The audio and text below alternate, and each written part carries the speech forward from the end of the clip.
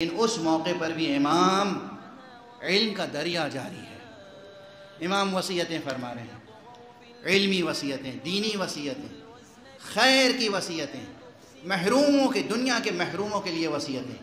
لیکن جوانان عزیز، بس ایک فقرہ کہوں اور گفتگو کو تمام کروں آپ کے سامنے۔ آپ بحیثیت مومن، آپ بحیثیت مسلم، آپ بحیثیت انسان یہ یاد رکھیے گا، امام نے سب سے اہم جو وصیت کی ہے، دو وصیتیں کی آخری الفاظ جو امام کے تھے۔ ایک تو نماز کے لیے وصیت کی، دیکھو نماز کا خیال رکھنا، دیکھو نماز کا خیال رکھنا، اور اپنے اہل بیت کو سمیٹ کر قریب بلا کر اپنے بچوں کو، پوتے پوتیاں، نواسے، عزیز اقارب، بھائی بھتیجے بھانجے، سب کو قریب بلایا، کہا دیکھو میری شفاعت اسے نصیب نہیں ہوگی جو نماز کو سبک گردانے گا۔ یاد رکھیے، یہ نماز بہت عظیم امانت ہے معصومین کی، اس امانت کو ہمیں اور آپ کو سنبھال کے رکھنا ہے۔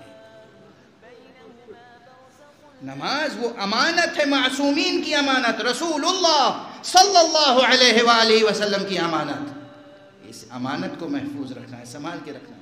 نمازیں پڑھیں، نماز اگر قضا ہو گئی ہے استغفار کریں، اسے ادا کرنے کی کوشش کریں، جو نمازیں وقت پر ہوں انہیں ادا کریں۔ نماز کو سبک گردانے والا امام نے فرمایا میری شفاعت اسے نہیں مل سکتی۔ غیروں کے مجمع میں نہیں کہا ہے، اصحاب کے مجمع میں نہیں کہا ہے، دشمنوں کے مجمع میں نہیں کہا ہے، زندگی کے آخری لمحے میں اپنے خاندان کے لوگوں کے درمیان فرمایا کہ دیکھو میری شفاعت اسے نہیں نصیب ہوگی جو نماز کو سبک گردانے۔ یہ اسی امام کو کہنے کا حق تھا جس سلسلے میں جو امام گزرا اس نے اپنے اپنے وقت میں ہر حال میں نماز کا پرچم بلند رکھا۔ کربلا کی نمازیں یاد نہیں ہیں؟ کربلا کی نمازیں یاد نہیں ہیں؟ اس نماز کے ساتھ معصومین کے کردار کو دیکھیں، کن کن سخت لمحات میں نماز ادا کی ہے معصومین۔ ہم اور آپ چھوٹی چھوٹی مجبوریاں ہوتی ہیں، چھوٹے چھوٹے عذر، چھوٹے چھوٹے اسباب، معمولی اسباب، نماز کو ہم سبک گردانتے ہیں، نماز کو قضا کر دیتے ہیں، نماز کو تاخیر سے ادا کرتے ہیں، نماز کو سبک طریقے سے ادا کرتے ہیں۔ یہ معصومین ہیں۔ میں آپ کے سامنے تسلسل سے عرض کر دوں، نماز اور قربانی کا ایک رشتہ قائم کیا ہے اللہ نے سورہ کوثر میں۔ سورہ کوثر میں ارشاد فرمایا گیا فَصَلِّ لِرَبِّكَ وَانْحَرْ، اب تم اللہ کے لیے نمازیں پڑھو اور اللہ کے لیے قربانی کرو۔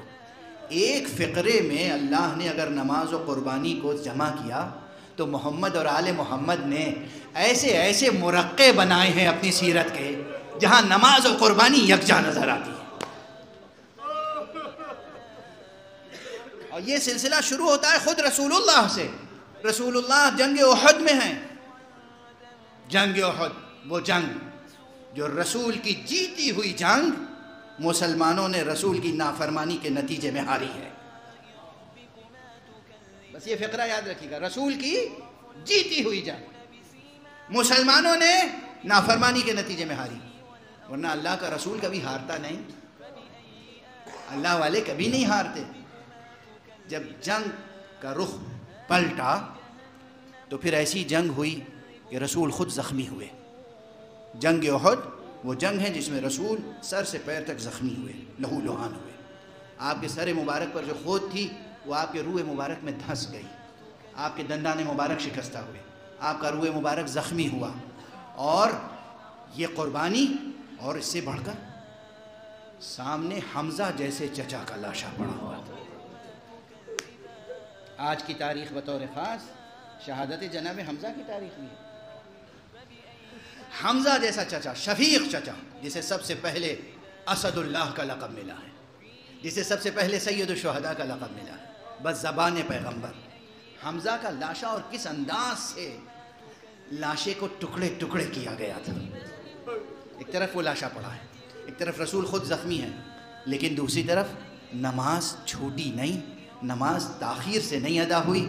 بس ایک فرق ہے کہ جناب فاطمہ زہرا تشریف لے گئے میدان میں، اور انہوں نے امیر المومنین علیہ السلام سے کہا ابو الحسن ذرا پانی کا انتظام کیجیے گا۔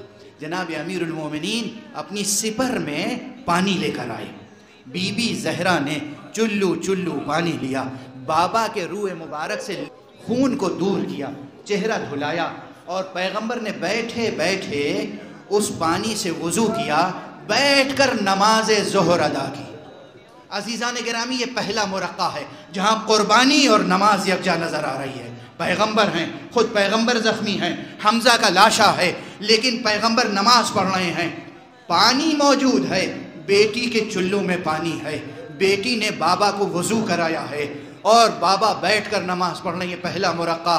لیکن دوسرا مرقع کربلا کا دیکھ لیجئے. ایک بیٹی وہاں بھی ہے مگر اس کے ہاتھوں میں پانی نہیں, مشک ہے, خشک مشکیزہ.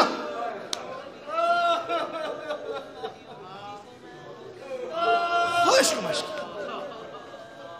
وہاں بھی نماز ادا کی گئی, تلواروں کی چھاؤں میں نماز. وہ نانا کی نماز ہے, یہ حسین کی نماز ہے. درمیان میں اور بھی نمازوں کا ذکر کر دوں جہاں قربانی اور نماز یکجا نظر آئے. رسول نماز اور قربانی یکجا ایک مرقع میں دیکھ لیا آپ نے. بس ایک جملہ کہوں گا, آپ یقیناً تڑپ جائیں گے. آپ میں سے کون سمجھ سکتا ہے ٹوٹی ہوئی پسلیوں کے ساتھ زہرا نے کیسے نمازیں پڑھی؟ قربانی اور نماز ایک مرقع, ٹوٹی ہوئی پسلیوں کے ساتھ, اور محسن کی شہادت کے بعد زہرا نے نمازیں پڑھی. اور امام حسن مجتبی کی سیرت میں بھی یہ مرقع ہے کہ نماز کی حالت میں دشمنوں نے ان پہ حملہ کیا ہے اور ان کا پہلو تلوار سے زخمی ہوا اور آپ کے قدموں کے نیچے سے مصلی لوٹ لیا گیا.